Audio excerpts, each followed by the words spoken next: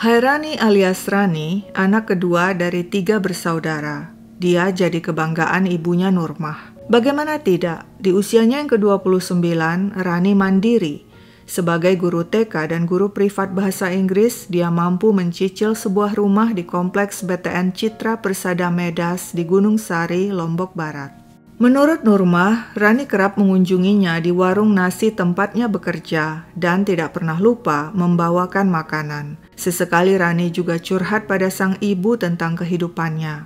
Sebenarnya Rani sudah punya semuanya, kecuali jodoh. Setahu Nurmah, dulu Rani punya pacar, namun sekarang tidak. Nggak mau pacaran dulu karena ingin fokus membahagiakan orang tua. Demikian kata Rani pada sang ibu. Beberapa waktu belakangan, Rani juga menyampaikan ke ibunya niatnya menjual sepeda motor. Uangnya untuk apa? Tanya sang ibu. Tapi Rani tidak menjelaskan lebih lanjut.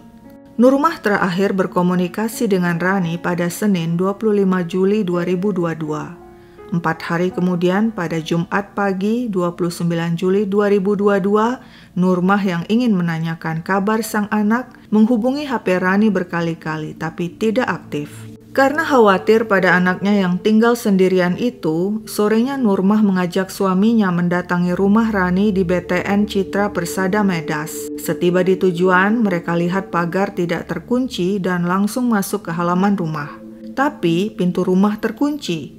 Mereka mencoba mengetuk pintu dan memanggil-manggil Rani, tapi tidak ada jawaban. Untung Nurmah membawa kunci duplikat yang pernah diberikan Rani padanya. Dengan kunci itu, mereka masuk. Nurmah heran melihat sepeda motor Rani diparkir di ruang tamu, padahal biasanya sepeda motor selalu diparkir di luar. Nurmah dan suami kembali memanggil-manggil Rani, mencarinya di kamar, tapi sang anak tidak ada. Ketika melihat lampu kamar mandi menyala, Nurmah mendobrak masuk dan langsung menjerit begitu melihat Rani terduduk di lantai dengan kepala terkulai, tidak lagi bernapas. Mayatnya sudah mengeluarkan bau busuk. Polisi pun segera dipanggil. Tidak lama kemudian kabar mengerikan itu telah tersebar. Warga berbondong-bondong mendatangi TKP. Media menyiarkan berita mengerikan itu secara luas. Polisi melakukan olah TKP. Kondisi Rani ditemukan tewas dalam posisi duduk di lantai kamar mandi di samping kloset, mengenakan kemeja hitam dan celana pendek. Ada luka lebam di wajah, beberapa gigi rontok, leher dan mulut diikat kain jilbab. Jasad Rani dievakuasi ke Rumah Sakit Bayangkara untuk diotopsi, dan hasil otopsi menunjukkan Rani tewas akibat dibekap. Polisi menyimpulkan Rani tewas dibunuh. Mungkinkah motifnya perampokan? Sepertinya tidak, sebab barang-barang berharga seperti laptop dan sepeda motor masih ada di rumah. Hanya 2 HP Samsung dan iPhone milik Rani yang raib. Tampaknya pelaku masuk dengan leluasa, sebab tidak ada tanda-tanda kerusakan pada pintu dan jendela rumah. Mungkinkah Rani mengenal si pelaku? Polisi lalu memeriksa rekaman CCTV di lingkungan perumahan. Di depan rumah Rani adalah rumah Pak Putu.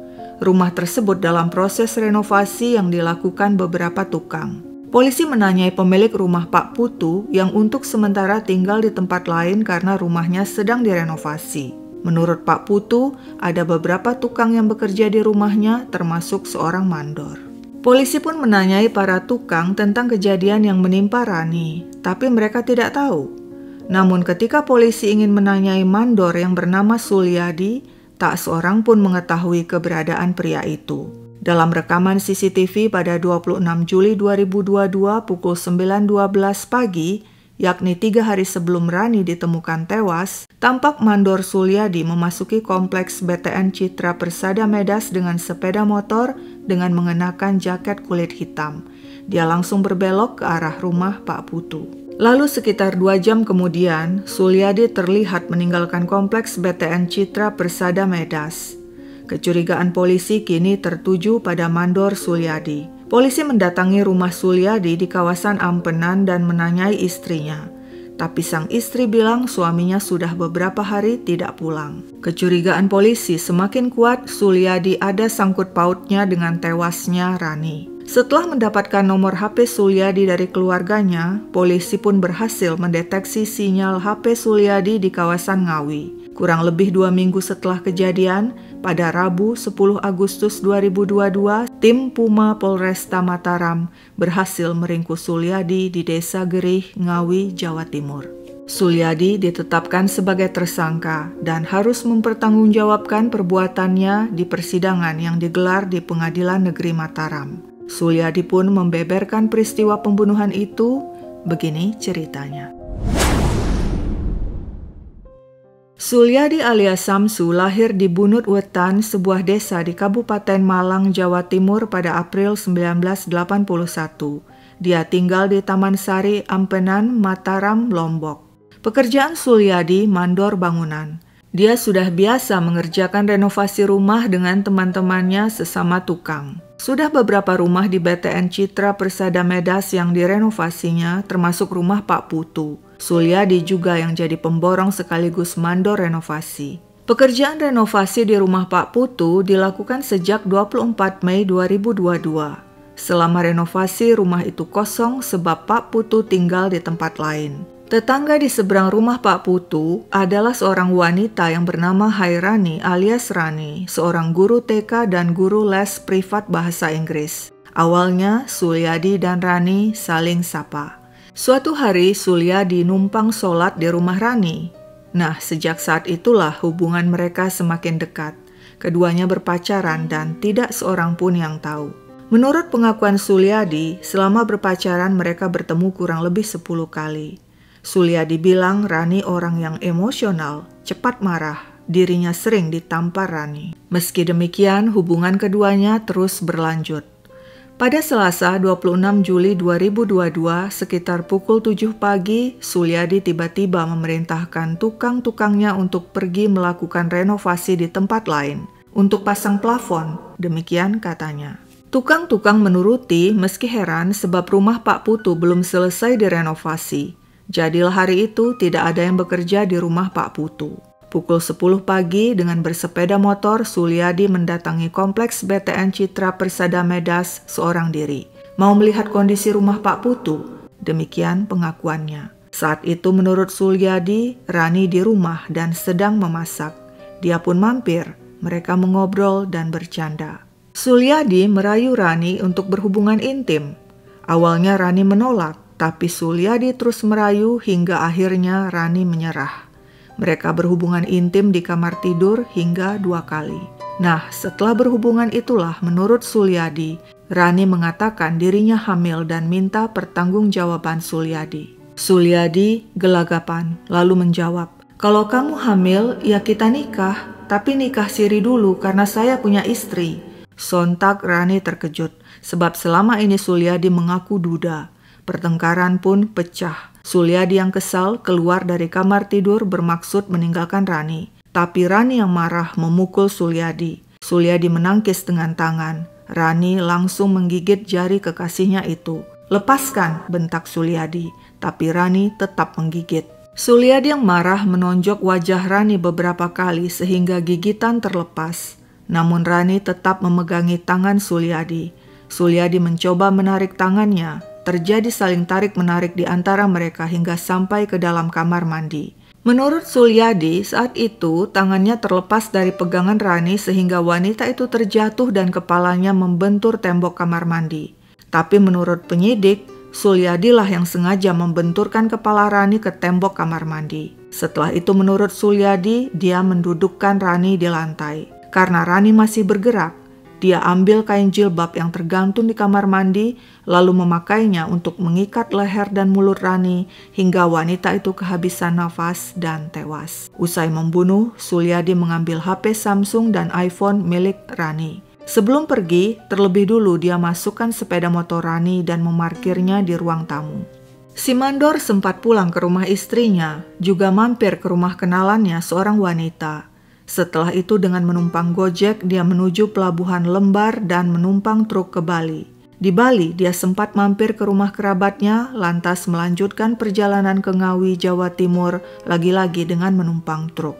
Di Ngawi, Sulyadi menemui temannya, seorang ustadz. "Saya sedang punya masalah, tolong carikan kerja," pintanya. Sang ustadz kemudian merekomendasikan Sulyadi bekerja di sebuah rumah yang sedang dibangun di daerah Desa Gerih, Ngawi. Dan di sanalah akhirnya tim Puma Polresta Mataram berhasil meringkus Sulyadi pada 10 Agustus 2022. Sulyadi pasrah, tidak melawan. Demikian kurang lebih pengakuan Sulyadi. Di persidangan dihadirkan saksi-saksi.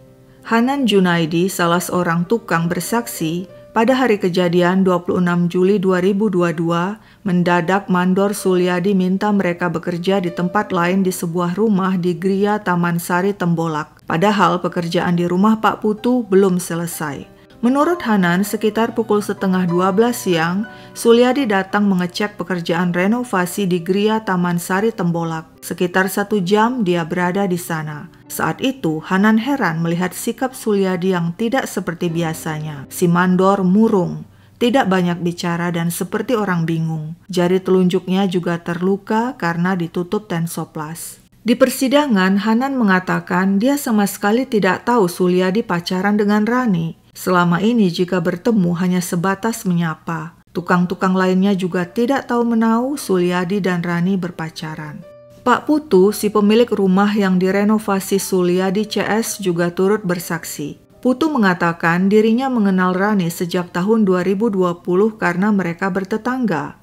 Menurut Putu, renovasi rumahnya mulai dikerjakan Sulyadi CS pada Mei 2022. Sulyadi sebagai pemborong sekaligus mandor. Selama ini Putu tidak pernah melihat Sulyadi ngobrol dengan Rani, tapi Putu tahu Sulyadi pernah numpang sholat di rumah Rani. Putu terakhir bertemu Sulyadi pada 23 Juli 2022 dan saat itu Sulyadi minta uang untuk membayar ongkos tukang.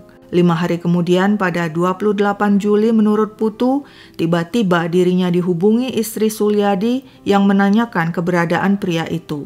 Sang istri bilang dirinya bertengkar dengan Sulyadi karena Sulyadi pergi bekerja dari pagi hingga malam tapi pulang tidak membawa uang.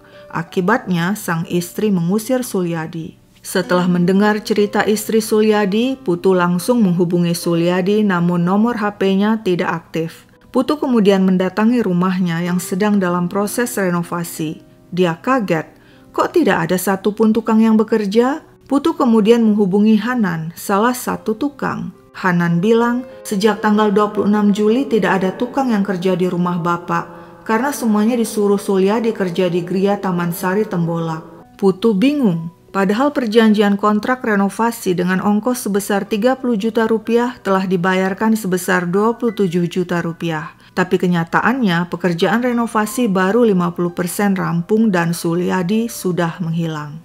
Selanjutnya tampil sebagai saksi di persidangan Haryatin alias Titin kenalan Sulyadi. Titin mengaku dia mengenal Sulyadi saat pria itu merenovasi rumahnya. Menurut Titin, pada Selasa siang 26 Juli 2022, berarti setelah pembunuhan, Sulyadi datang ke rumahnya di Jalan Energi Ampenan dan minta diantar ke counter HP. Tujuannya untuk membuka sandi HP Samsung dan iPhone agar kedua HP tersebut bisa digadaikan.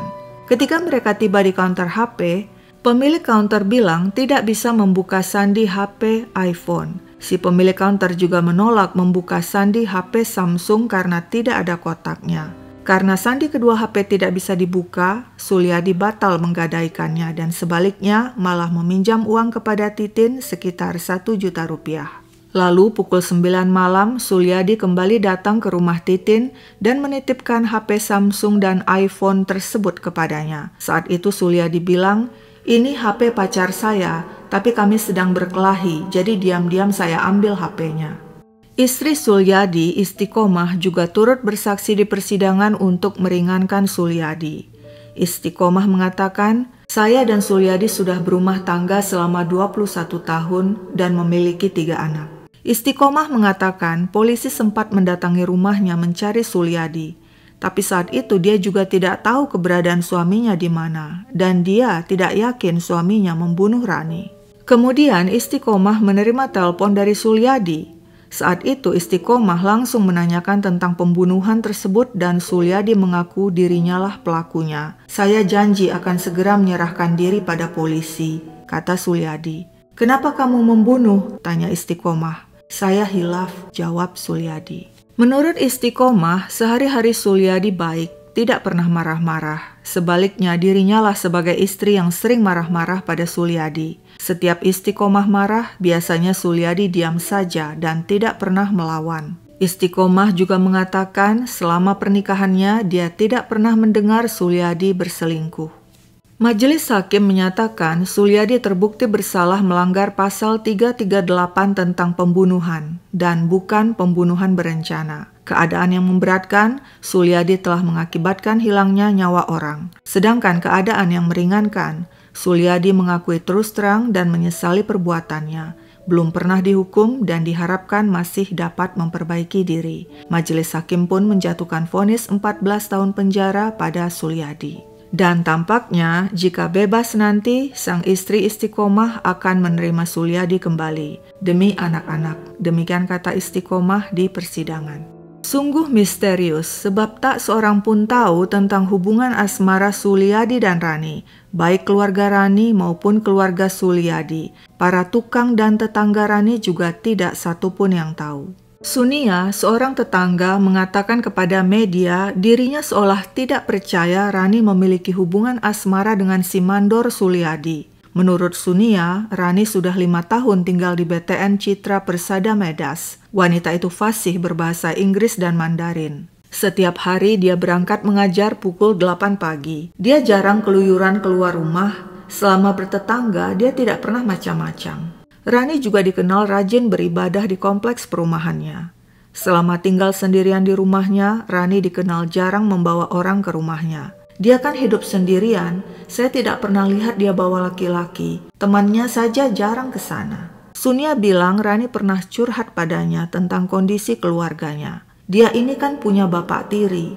Karena tidak enak tinggal sama bapak tirinya, itu alasan dia ambil rumah di sini. Intinya dia baik orangnya. Pintar bergaul walaupun jarang keluar rumah. Menurut Sunia, anak-anak di kompleks ikut menangisi kepergian sang ibu guru. Sementara itu, Sulyadi mengaku dirinya berselingkuh sebenarnya karena ingin punya 2 istri, tapi belum minta izin ke istrinya istiqomah. Sesungguhnya Sulyadi telah menghilangkan 2 nyawa. Sebab ketika dirinya membunuh Rani, dia juga membunuh jabang bayi di perut Rani, sang kekasih yang sedang hamil muda. Teman-teman harap bijak dalam berkomentar, jangan menghakimi dan menghujat. Sekian dulu ceritaku, sampai jumpa kapan-kapan.